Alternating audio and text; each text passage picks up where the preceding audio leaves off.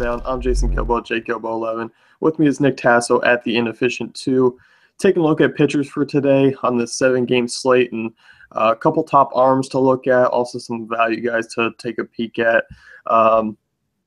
Really, there's areas of pitchers that are in the bargain range. Up top, you obviously have Noah Syndergaard and Jose Fernandez going tonight. So going to be interesting to see what people lean towards. Obviously, I believe Syndergaard is the top option. I'm pretty sure you agree with me. No, absolutely. I know there's also Jose Fernandez, but I think Syndergaard, he's just been so good lately that you kind of don't want to pass up his production.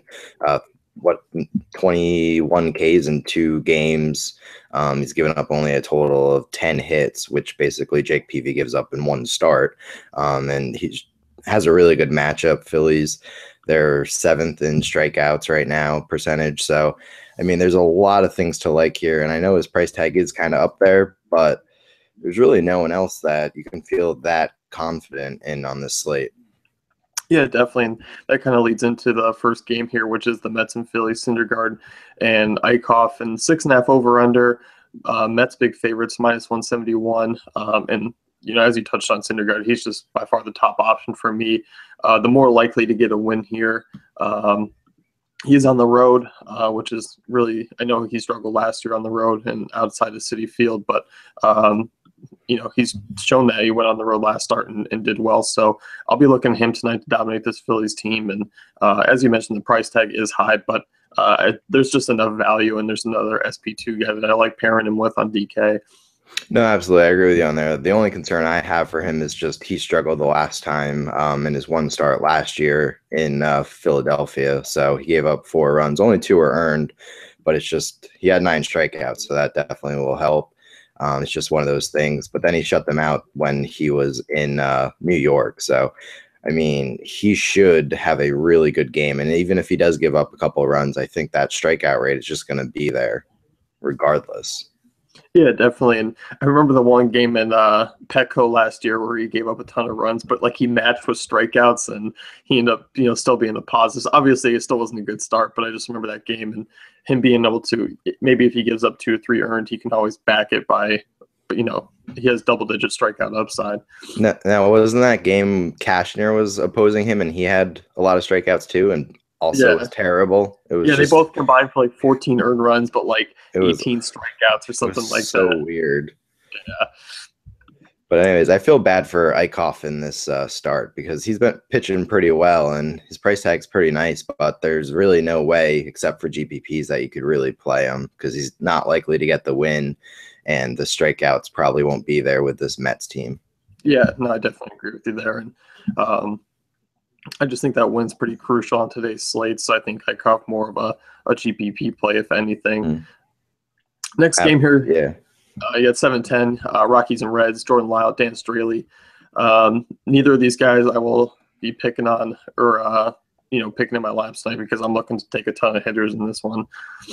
Absolutely. If you read my home run article later today, you know that I really want to pounce on Dan Straley in this matchup, so I'm staying away from him. And same kind of thing with Lyles. I know Cincinnati isn't that very good of an offense, but they can score decent amount of runs, so I just don't think his strikeouts are going to be there. So I'm avoiding both these starters.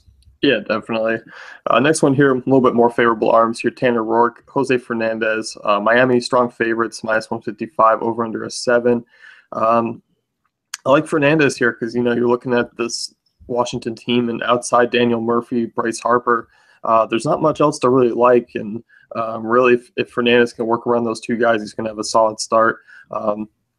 He is an interesting play off of Syndergaard tonight because he is $1,000 cheaper. So on DraftKings there, so if you wanted to save that extra cash. But FanDuel wise, I just think you go up with Syndergaard just because he's only 600 more. Yeah, it's kind of a no-brainer there because Fernandez could probably equal the same output as Syndergaard, but the likelihood of that is is pretty small. Syndergaard should be the top scoring pitcher on this slate. Fernandez does have a chance, but it's going to be Syndergaard. And when there's only, like you said, 600 difference, it's hard to kind of pass up here. It's I think Tanner Roark's also kind of in the same situation as Eichhoff because I like him here good price, and I think he could do well for a GPP, but I don't know. If Fernandez shuts them down, they're not going to be able to get a win. So, Yeah, that's the biggest thing. And both these offenses ranked in the bottom half last year against right-handed pitching. So really both are in favorable spots. Rourke, a solid value arm, but I do think it's just a bit tough. I don't mind him as an SP2 on DK, 6,800.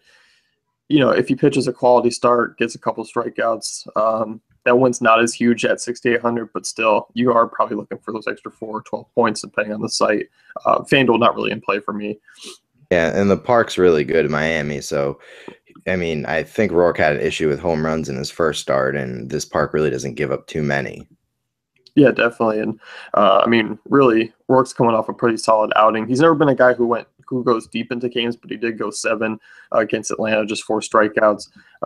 So really, you're just looking at a quality start. He's not a big strikeout upside or goes deep into games. Mm-hmm.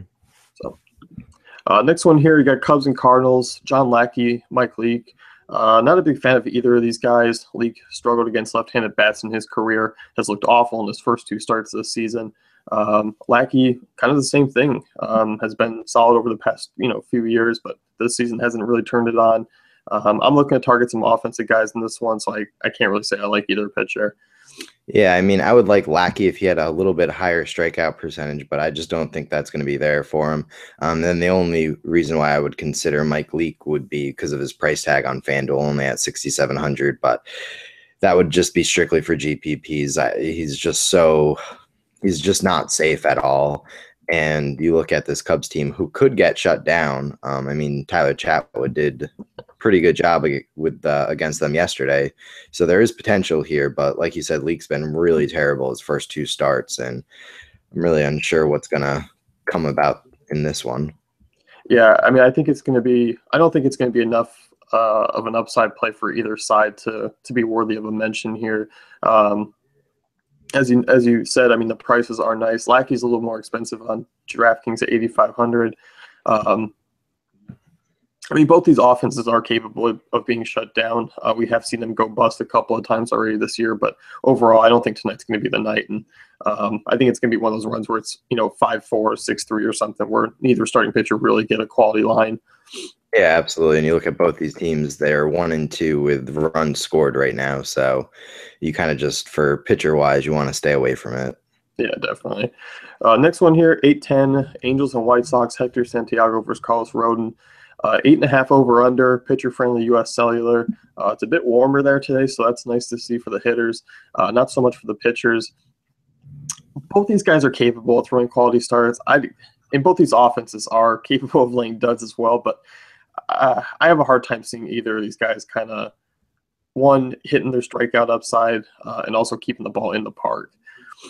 Yeah, I kind of disagree with you just for the fact that the Angels have been so terrible on the offensive side. I know they're basically all righties, but I just think Rodon should be able to rack up a few strikeouts here and there. And like we've talked about, you really only have to get through Trout because Pujols really doesn't do much anymore. And if he gives up a solo home run to Trout, maybe even 2, if he's able to control the rest of the offense and he goes 7 and gets probably 5 strikeouts, you kind of are going to be happy with that. I think his price tag is a little too high to kind of bank on that in cash games, but I think he's in a good matchup. I mean, I agree with you. I'm staying far away from Hector Santiago. His fly ball rate, home run per fly ball rate is just so high. His ground ball rate is so low, and you just have a lot of righty hitters in that White Sox lineup who can really mash. They haven't done anything to start the season, but you have Todd Frazier, Jose Abreu, Melky Cabrera. You also have Avisail Garcia who could hit long balls, but it's not a good matchup for Santiago.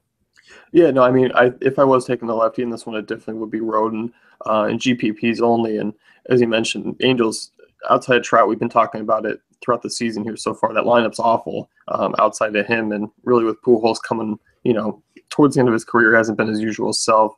And dating back to last year, the Angels ranked 25th in WOBA against lefties. So, this is definitely a matchup where Rodon can have some success. I think I am just a little bit turned off of that price tag on DraftKings, 9,100. But it is a spin off of those top options if you're hoping he can, come within 5 to 10 of those guys. Yeah, absolutely. I mean, like you said, the price tag isn't great, but if you're able to fit a few cheaper bats in that you really like and you have the cap space, I really don't see him having a huge blow up terrible game. Yeah, no, definitely. Next one here, Brewers Twins, and Chase Anderson taking on Phil Hughes, 8.5 over under. Once again, yesterday I was looking at this over under. It was, the Twins were taking on the Angels. It was 9. I believe that game finished 3-2 or 4-3. It went in the extras, and I think it's going to be the same thing today. I don't think it hits that over. And I'm actually looking at Chase Anderson as an SP2 guy against this Twins offense. And Anderson yet to allow a run this season. He showed some signs of solid pitching last year in Arizona. I think there's a lot to like. He's got target field tonight. He's got this Twins offense that's just striking out a ton. They do have some power bats in there, but if Anderson can keep the ball in the yard, he's going to have a quality start.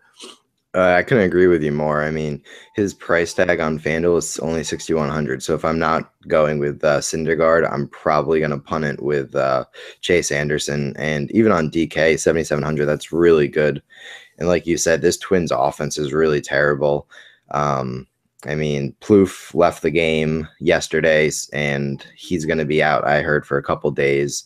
So that even weakens it even more. Sano hasn't been hitting. Buxton's been terrible. The only one who's really been hitting has been Mauer. And I think Chase Anderson, it's in target field, which isn't that good of a hitter's park. I think he's going to really be able to do basically whatever he wants. I don't think the strikeout rate will be as high as previous, even though Twins strike out a lot because it is still Chase Anderson. But I think he's definitely going to get the win. And I really can't see them scoring more than 1 or 2 runs off of him. And he's probably going to go at least 6 innings. So right there, it's going to basically get his value up.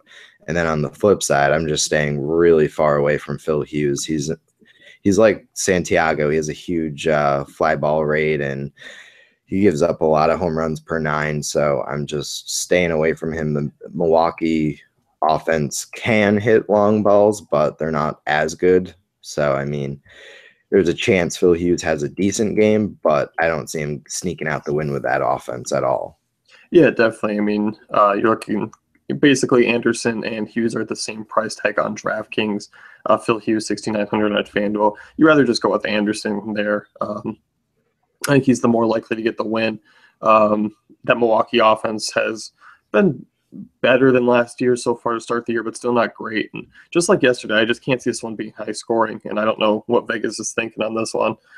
Yeah, and when I was looking at it, a lot of the righty bats in Milwaukee have hit righties well. And Phil Hughes is kind of a reverse splits. He's allowing more home runs and better WOBA against righties. So I just don't think this is a good matchup for him. Yeah, no, I definitely agree. Last game of the night here, Diamondbacks and Giants. We did have a pitching change. Archie Bradley now on the hill. Jake Peavy over under of 8. San Francisco small favorites. The only good thing for these pitchers is that they have AT&T Park backing them. But even though I still think it's going to be a decent scoring night in this ballpark tonight for both sides. I don't even think Bradley's on either website. Oh, they take him off. I searched his name and I couldn't find him. Yeah, because he hasn't played all year. I think he's been rehabbing or he's in AAA. And I searched Brad, and all that came up was Brad Ziegler for this slate. So you don't want to play him. Yeah, good call. So we don't even have to talk about Bradley. But yeah. PV, no, I still can't even get behind him, even though this Arizona lineup's really not that great outside of the first couple of hitters there in Goldschmidt. But still, PV, no. He's interesting. I mean, he doesn't really give up that many runs, and I know one of those games was in Coors, but he just gives up so many hits lately, and he's a shell of what he used to be. It's kind of sad, actually. He used to be a highly touted prospect, and now he's just kind of faded away, and he can't get anyone out. I mean, it's a struggle for him to do that, and I think he's only lasted 4 innings his first 2 starts, so he's using a lot of pitches to get even one one batter out. So it's tough to really go with him. And his price tag's pretty high. I mean, like you said, the Arizona offense is pretty terrible, but 7,300, 6,400, I'm just staying far away from him. Yeah, no, me too. I mean, 21 hits in the first two games here. He's allowed, and just 8 strikeouts. He's given up 10 runs. I know one of those games was in Coors. He gave up 6 there. But even against LA, I just think this Arizona offense is not great, but they're going to be more than capable of getting to an older PV here tonight, even in AT&T. Yeah, absolutely. I feel like he's been around, or I feel like he's older than what he should be because he's 34, but I feel like he should be like 38 or so. It's just because he came up so young 15 years ago almost when he was, I think, 21. So yeah, I think age has finally caught up with him. Yeah, I mean, you remember watching him with the Padres. I mean, the guy was absolutely dominant, Yeah. winning 15-plus games, and the guy was Yep. unbelievable. But DFS wasn't around back then, so he didn't No. really transition into fantasy points. Oh, well. So that's going to wrap it up here with the pitcher nail down. Check out dailyfantasycafe.com for all our great tools and content.